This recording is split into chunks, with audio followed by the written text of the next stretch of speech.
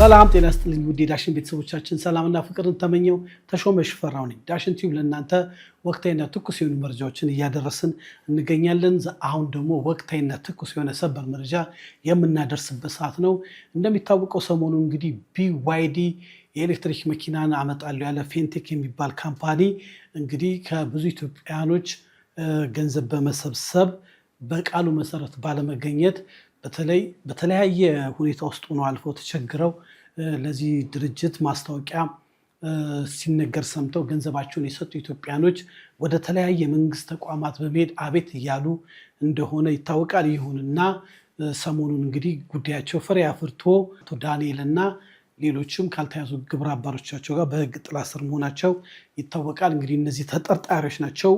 ወንጀለኛ ፍርድ ቤት ብሎ እስካልበየነባቸው ድረስ እኛም በተጠርጣሪ ነው የምናወራው። ይሁንና ለዚህ ሁሉ ጥቃት አንዱ በተለይ የዚህ የፌንቴክ ካምፓኒ BYD መኪናን የሚያስተዋውቁ ኢትዮጵያ አርቲስቶች፣ ቲክቶከሮች ታዋቂ ስለሆኑ የእነሱን መልካም ገጽታና እነሱን ታማኝነት በማየት ነው የተበላ ነው ብለው እንግዲህ በተለያየ መልኩ የተለያየ የመንግስት መስሪያ ቤት በመሄድ አቤቱታ ሲያሰሙ ነበረ። ሰሞኑን እንግዲህ መጀመሪያ እነዚህ ስማቸው ከዚህ በታች የምንዘረዝራቸው አርቲስት ሰራዊት ፍቅሬ፣ የኢቢኤስ ጋዜጠኛና አርቲስት ዳንኤል ተገኝ፣ አርቲስት ገረም ደጀኔ፣ የካሊድ ፋውንዴሽን መስራች ካሊድ ራሱ መንሱር፣ ቲክቶከሩ መንሱር እና ሰለሞን ቦጋለ በዚህ ጉዳይ ንብረታቸው ታግዶ ነበረ። ሰሞኑን ደግሞ ያው መያዛቸውን ሰምተናል። በህግ ጥላ ስር ሆነው ተጠርጣሪ ሆነው ፍርድ ቤት የጊዜ ቀጠሮ ተሰጥቶባቸው ነበረ። ዛሬ እንግዲህ ከአራዳ ጊዮርጊስ ከፍ ብሎ ባለ ፌዴራል ፍርድ ቤት ቀርቦ ነበረ። በዛ እንግዲህ እያየ ነው። እኛ በጊዜው ተገኝተ የነበረ በቀኑ 8 ሰዓት ነበረ ወደ ፍርድ ቤት የታደምነው። በጣም ብዙ ሰው ነበር። አርቲስቶች ነበሩ፣ የቤተሰብ ነበሩ። እንደምታውቁት ደግሞ አርቲስት ሰራዊት ፍቅሬ በቅርቡ ወላጅ እናቱን እንዳጣ ይታወቃል። በዚህ አጋጣሚ ለአርቲስት ሰራዊት ፍቅሬ መጽናናትን ፈጣሪ ይስጥ እንላለን። በዚህ ሁኔታ ውስጥ ነው እንግዲህ ቤተሰቦቹ የሀዘን ልብሳቸውን እንደለበሱ ነው የመጡት። ከፍተኛ የሀዘን ድባብ ይታይባቸዋል። የተለያዩ የተያዙ አርቲስቶች ቤተሰቦቻቸው፣ ጓደኞቻቸው ተገኝተዋል። እንኳን ካዩቸው አርቲስት ሸዊት፣ ሚኪ ባለ ታክሲው፣ የዩቲዩብ አዘጋጅ የገነት ባለቤት ፕሮፌሰሩ፣ የተለያዩ ትልልቅ አርቲስቶችም ታዋቂ ግለሰቦችም በፍርድ ቤቱ ታድመው ነበር። የፍርድ ሂደቱንም ተከታትለዋል። ይሁንና የ12 ቀን የጊዜ ቀጠሮ ተሰጥቶባቸዋል። እንግዲህ በ30 ፍርድ ቤት ይቀርባሉ። በዚህ ጉዳይ ላይ ፖሊስ እንግዲህ ያለውን ምርመራ አልጨረስኩም በማለቱ ነው እንደዚህ የተበየነው። እንግዲህ እየተከታተልን ለእናንተ እናቀርባለን። በዳሽን ቲዩብ ብቻ ግን የምታገኙት አንድ መረጃ አለ። እሱም የነ ሰራዊት ፍቅሬ ከብዙ ጠበቆች መሃል አንዱ ጠበቃ ሚሊዮንን አግኝተነው በጣም በተጣበበ ጊዜ ለዳሽን ቲዩብ የሰጠውን መረጃ ከዚህ ፕሮግራም በኋላ እንድትሰሙት አደራ እንላለን። ይህን ፕሮግራም ሰብስክራይብ፣ ላይክ፣ ሼር፣ ኮመንት አድርጉ።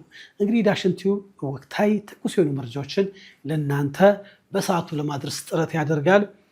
እናንተም አጋር መሆናችሁን የምትነግሩን ወይም የምታሳዩን ፍቅራችሁን የምትገልጹልን የእኛን ፕሮግራም ሰብስክራይብ፣ ላይክ፣ ሼር፣ ኮመንት በማድረግ እንግዲህ እንደምታዩት በጣም ለብዙ ፕሮፌሽናል የሆነ መረጃ የምናደርስበት የኤሌክትሮኒክስ ሚዲያችን ነው እና ከኛ ጋር አብራችሁ ስሩ እንላለን።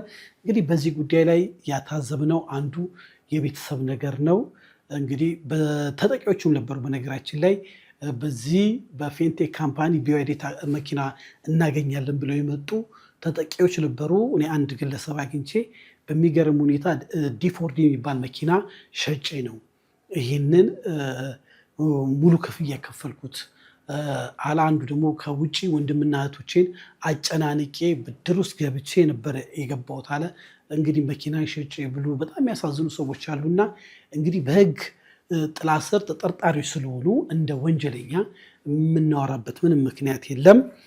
እንግዲህ ያው የወንጀሉን ወይንም የተጠረጠሩበት ዋና ጉዳይ ያው መልካም ስብዕናቸው አርቲስቶችም እነዚህ የማስታወቂያ ባለሙያዎችም በዚህ ድርጅት ውስጥ ሲሰሩ ለምን አላጣሩም የሚሉ አሉ።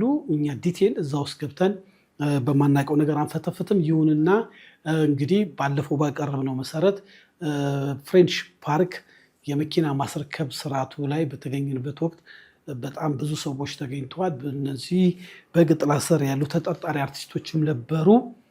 እንግዲህ እነዚህ የክብር አምባሳደር የፊርማ ስርዓት ሲያደርጉ ነበረ። ከዛ መሃል 2 ሴት እንስቶችም ነበሩ።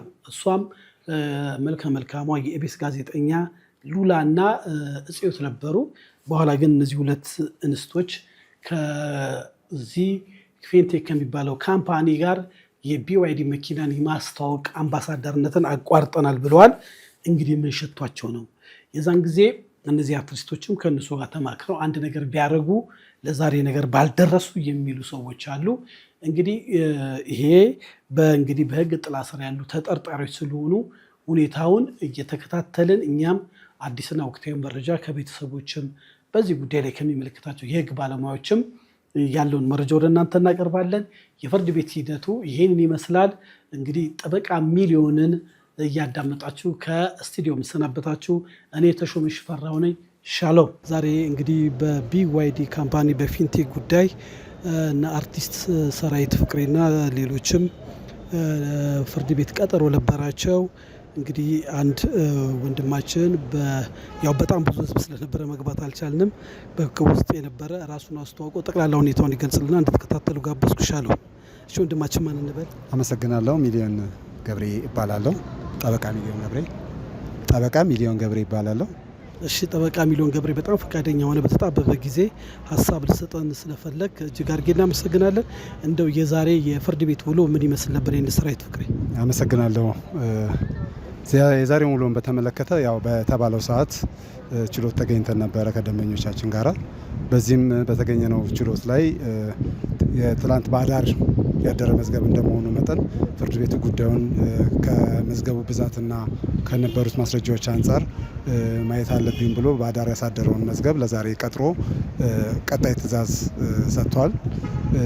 ይህም ትዕዛዝ ምንድን ነው? ያው ፖሊስ ተጨማሪ ምርመራችን ውስብስብ እንደመሆኑ መጠን እንዲሁም ተጠርጣሪዎቹ አሁን ባለው ሁኔታ በተጠየቀው መሰረት በዋስትና የሚለቀቁ ከሆነ ሊተካ የማይችል ጉዳት ይደርሳልና እነዚህና የመሳሰሉትን ሕጋዊ የሆኑ ነገሮችን ለፍርድ ቤቱ ባቀረቡት መሰረት ፍርድ ቤቱ በአዳር ያሳደረውን መዝገብ መርምሮ አይቶ የመዝገቡንም የገጾች ብዛት ከግምት ውስጥ በማስገባት መዝገቡን ለዚህ ወር ለ38 ሰዓት የቀጠረ ሲሆን ከዚህ ጋርም በተያያዘ ያው ለምርመራ ወይንም ልየው ብሎ ባሳደረው መሰረት ፍርድ ቤቱ ከኛ ከመሰየማችን በዘለለ አስተያየትም የጠየቀው የለም። ምክንያቱም በትላንትናው የነበረውን አስተያየት ጠይቆ ያንን አይቼ ትዕዛዝ ለመስጠት ባለው መሰረት አሁን ያልኩትን ተጨማሪ የ12 ቀን ዛሬ ቀን ስንት ነው?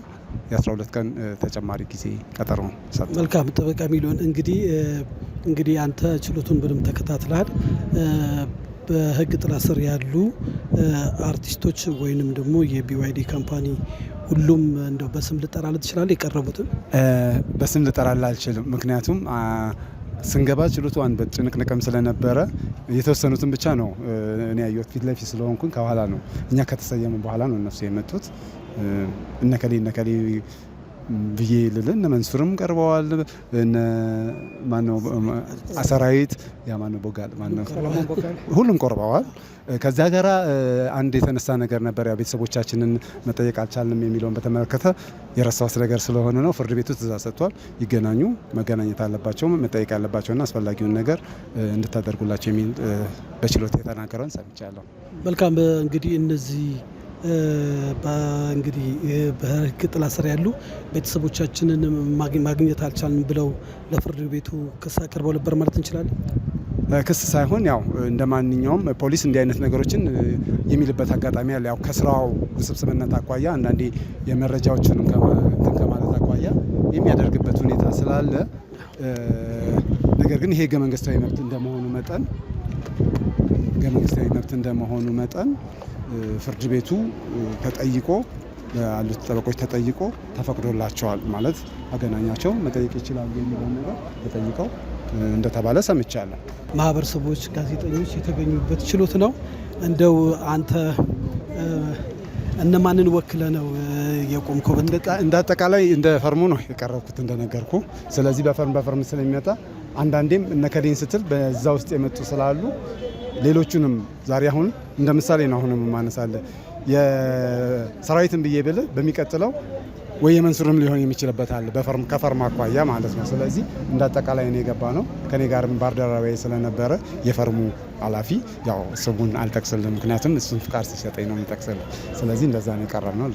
እጅግ አድርጌ አመሰግናለሁ። የመጨረሻ ጥያቄ እንደው ምን ጠብቃችሁ ነበረ? እንደው እንደ አንድ ጠበቃ እንደ ባለሙያ ያው ፖሊስ ተገቢውን ነገር ይጠይቃል። እኛም ደግሞ ከሙያ አኳያ አንዳንዴ እንዲህ አይነት ነገሮች መሰረታዊ የሆኑ ነገሮች ሊጣሱ አይገባም የሚል ስታንድ አለ። መሰረታዊ ነገሮች በሕገ መንግስቱ የተቀመጡ የዋስትና መብቶች አሉ። እነዚህ የዋስትና መብቶች በጣም በተጣበበ ሁኔታ ነው ሊታይ የሚችለው። ማለት አስፍተን ሳይሆን የሰዎች ሕግ የሚወጣው ለሰዎች እንደመሆኑ መጠን እነዚህ ሰዎች በመንግስት ቁጥጥር ወይ በሕግ ጥላ ስር በመሆናቸው ሊያጡት የሚችለው ነገር ምንድን ነው የሚለውን ነገር ነው በዋነኝነት የሚታሰበው። ከዚህ አንጻር እንደ ማንኛውም ምርመራው ካለቀ ዋስትና ይፈቀዳል። ምርመራው ካላለቀ ደግሞ ያው ቀጣይ ፖሊስ እንደሚጠይቀው እንጠብቅ ነበረ እና ያው የተጠበቀው ነገር ነው እንደኛ ያልነው። ፖሊስ ከጨረሰም ራሱ ጋር የማያስቀምጥም ጨርሻለሁ፣ ፍርድ ቤቱ የመሰለውን ትዕዛዝ ይስጥልኝ ስለሚል በዛ መሰረት አልጨረስኩም አለ። ባለው መሰረትም አልጨረሰም። ያው እሱም ፍርድ ቤት ነው የሚመረምረው።